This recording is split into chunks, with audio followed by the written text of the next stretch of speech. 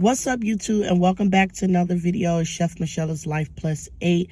In today's video, guys, I'm going to be trying to compare the working class versus the non-working class. Is there a difference financially when it comes to the working class and the non-working class? With this economy that we live in, I personally think that there's no difference. I think with the working class and non-working class, a lot of people are struggling, just like, if you don't work, right?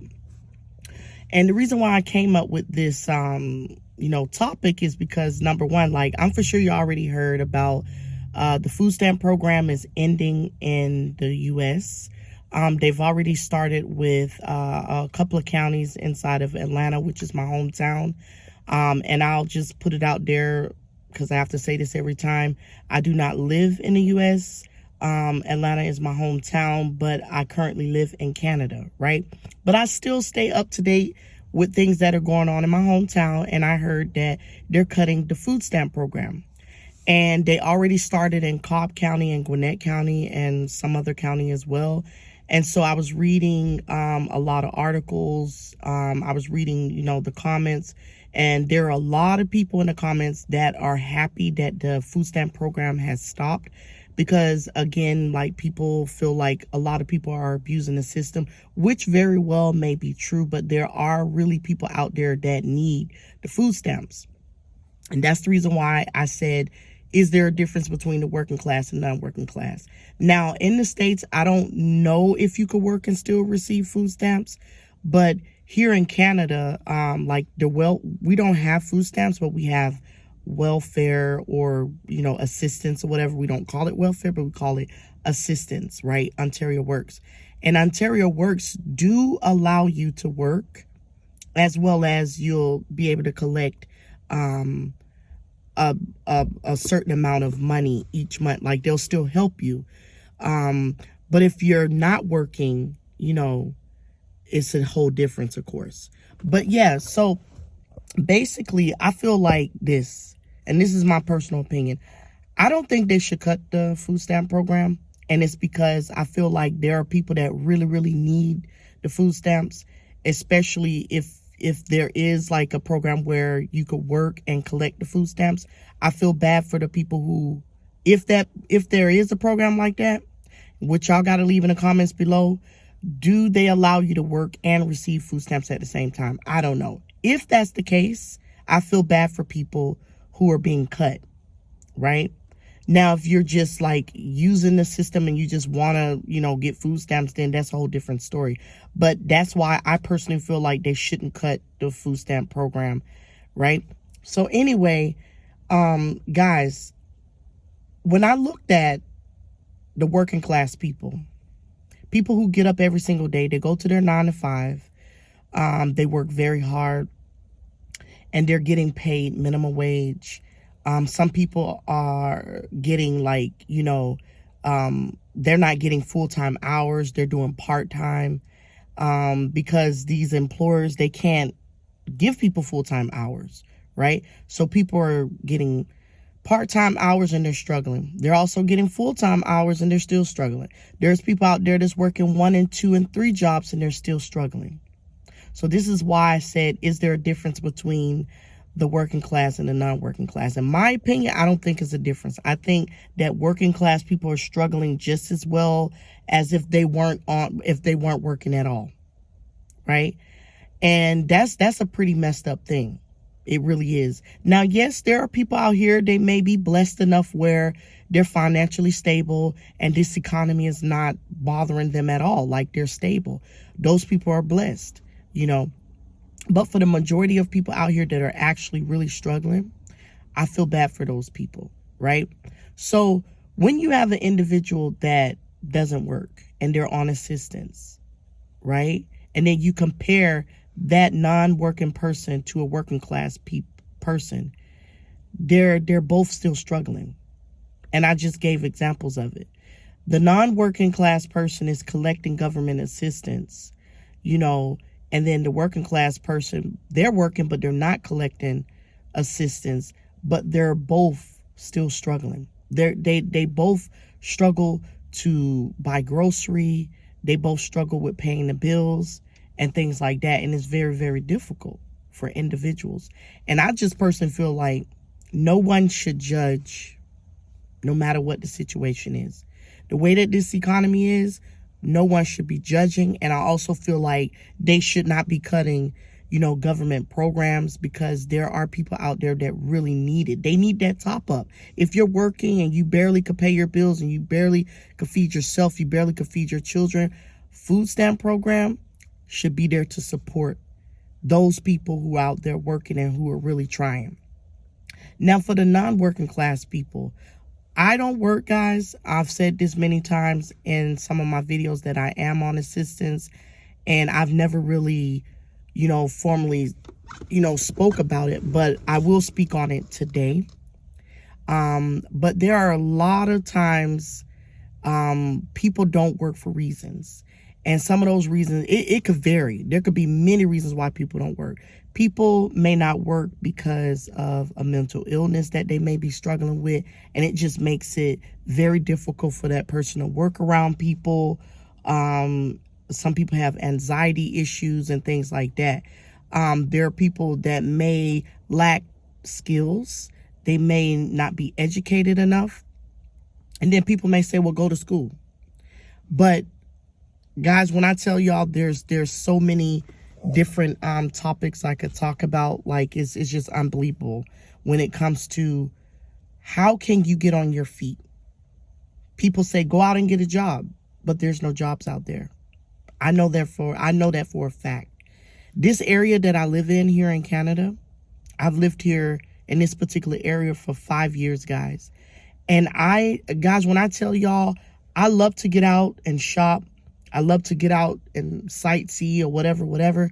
And every time I go into these stores, guys, I see the same employers. I don't see new hires hardly ever. I always see the same old workers. That tells a lot. That speaks volumes, guys, because it shows that there is no work there. Employers cannot hire new people. So they people who are working, they don't give up their job because they know how difficult it is to find another job. So it's not easy when people say, oh, just go find a job. It's not that easy.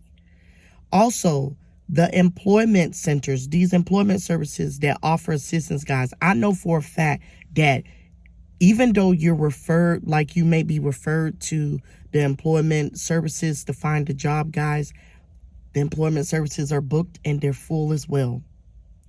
There was one time where I was set up to go and see an employment service center to try to get a job, guys. And when I tell y'all, throughout the entire city that I live in, they were fully booked up, guys, for like months. That means that they had booked up so many people are looking for jobs, and they had booked to the very top where they could not add anybody else because they had to deal with the first people that were signed up to find employment. And then when you do get in there and you do try and find a job, it's mostly they give you resources. They tell you, oh, this employer is hiring and it's up to you to do the work to get the job, right? It's not like you go in there and they say, hey, we know an employer, you can get hired right now. It doesn't work like that. It's still difficult. And then if you're blessed enough to get a job, a lot of times it's part-time hours or full-time hours. Regardless if you get full-time hours or part-time hours, you're still going to struggle because the wage of pay is minimum. The cost of food is very expensive. So even if you go out there and you work and you get all these hours, the cost of living is very expensive. People can't purchase, a home. People can't get an apartment because they want you to make 3 times the rent.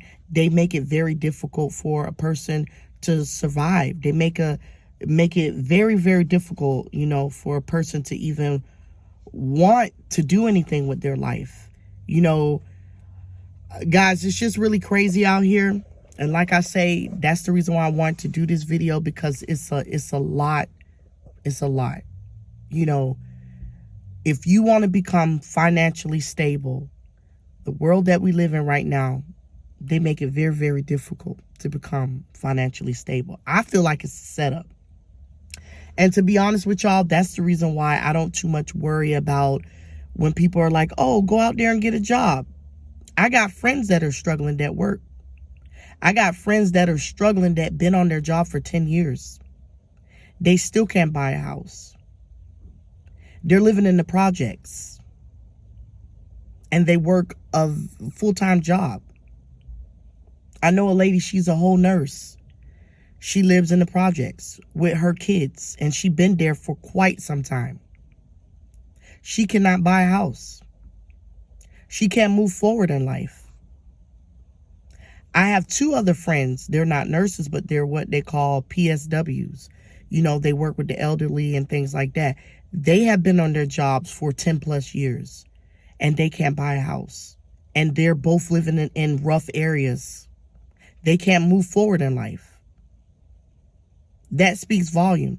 So an individual like me that's on assistance and people be like, oh, you should go work. Go work and then still struggle, to me, just doesn't make no sense at all. It makes no sense to me at all, guys. If I go out there and I say, hey, you know, if one day I wake up and I say, hey, yeah, you know, I'm going to go out here, I'm a job search, right? Which I honestly had this conversation with my worker before. You know, I had a deep conversation with my worker, and I told her, I said, hey, you know what? If I actually go out there and I find a job, right? Can you give me a scenario? Because I wanted to hear what she had to say as a professional, you know, worker. I asked her, I said, give me a scenario of if I were to go out there and work. And she said, you know what? I asked her, I said, would I still be able to survive out there? Would I be able to be financially stable? Will I be able to stand on my 2 feet and take care of my children? She said, well, when it comes to the assistance program, if you were to go out there and work a part-time job, say, for example, this part-time job pay you about $2,000 a month. She say, for example, if we give you $800, you know, from assistance, we give you $800. She said how it works, they automatically cut half of your check, which means you're going to get $400 from the assistance program. And then she say the $2,000 that you get from working, she said you're going to be making about $2,400 a month. So I told her, I said, you know what? I just don't see how anybody can make it off that. Because rent itself, number one, wages, making that $2,000 a month, of course, they're going to take taxes out. So you're not going to get the full $2,000 a month. You're going to still be struggling. How are you going to survive? Y'all, please leave in the comments below if you guys have a different scenario. If you guys could leave in the comments below, how do you think you could get on your 2 feet in this economy, 2025, and the world that we live in, 2025? How can you get on your 2 feet? Is it possible to survive in this world? Would you be able to, you know, if you go out and get a job, if you go back to school, how can you survive? Y'all leave in the comments below. Let me know what y'all think. Because like I say, me personally, I feel like going to get a part-time job with the wages that they pay now, you're still going to be struggling. Because again, I just gave y'all examples of friends that I have that work that's been on their jobs 10 plus years and they're still struggling. They're still living in low income housing. They can't buy a house. So y'all let me know if there's a difference between the non-working class and the working class. So when it comes to the schooling, right? Some people are like, okay, well, if you're not going to work, then go to school. I'm going to tell y'all, I'm going to give y'all a story on this as well. About a year ago, I told myself, I said, you know what? I'm going to go and I'm going to try and apply for school. My daughter, you know, she was 4 years old. She started school. So I'm like, you know, all my kids are in school now. I'm going to go back to school. Well, I've applied for school twice. I applied last year and I applied about 3 years ago. And I got accepted both times, guys, to a really nice college here in the city that I live in. A lot of people go to this particular college and it was very easy for me to get accepted. About what 2023 I applied for a particular program. I got accepted. I got my student number and everything. But the reason why I did not start the classes, guys, is because of the whole eviction thing that I've been going through. Remember I told you I've been going through eviction?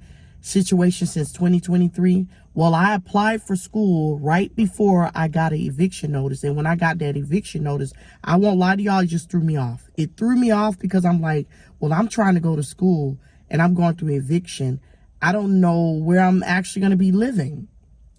It just really threw me off. I'm like, if I'm not living here and now I got to deal with, you know, possibly who knows where I'm going to be living. So it just threw me off basically. And so I didn't start classes. So then I tried again not long ago. And when I tried this time, guys, the particular course that I wanted to go into, everything was booked up. And when I tell y'all, no word of a lie, y'all, for example, the medical field, right? Say if you want to go in the medical field, the medical field has different programs. There's so many different programs. When it comes to the medical field, I checked that as well. Every program, every course was booked all the way up to the next year. Classes were booked. That speaks volume. That shows that there are a lot of people that want to go to school. There are a lot of people that are trying to help themselves. But there's also a lot of people that can't get into school, right? Because every program, guys, every program was filled. And so, yeah, like you could go to school, you know, and like I say, this is something else that I talked to my worker about as well. I said, let me give you my scenario on how I feel if I were to say I'm not going to work, but I'm going to go to school. If I were to go to school, you have to go to school for a certain amount of time to get your education, to get the experience, and then, you know, you're going to get your certificate or diploma or whatever. All that takes time. If you go for a year, 2 years, 4 years, all of that takes time. You're not going to be making money while you're in school. When you graduate, sometimes you don't find a job right away. Sometimes that takes time as well. It takes time to get on your feet, and it takes time to build your life, you know. So again, it's like, I really personally feel like nobody should be talking about anybody in this world that we live in right now. The way that the economy is, inflation is crazy. The cost of food is expensive for everybody. Some people be like, oh, you know, my arm is hurting, guys. Some people be like, oh, well, you know, a person that collects food stamps shouldn't have anything to say. They shouldn't be worried. They're getting food stamps, or they're getting assistance. Why are you worried? Listen, the cost of food goes up. They don't really increase the amount of welfare. Just because there's inflation, you're not going to get like a whole lot more. Like they've increased. Have they increased? With me, guys, I don't recall them increasing my welfare at all. My welfare assistance check has not increased at all. It's the same. So when I go to the grocery store and the food is expensive, I don't know, because sometimes I feel like people think because you're on assistance that you have it better. Like, oh, they're giving you this money. I think they think you're getting so much money. And so, but it doesn't work like that. Like, the cost of food is the same for a non-working class person versus a working class person. We all get the same prices, is basically what I'm trying to say. There's no different. I'm not going to have more food in my cart than the working class person. We're going to have the same amount of food in our cart, and my money look just like their money. It's just mine is not from work, but it's the same. I don't know if y'all get what I'm trying to say. But, you know, guys, like I say, it's a struggle.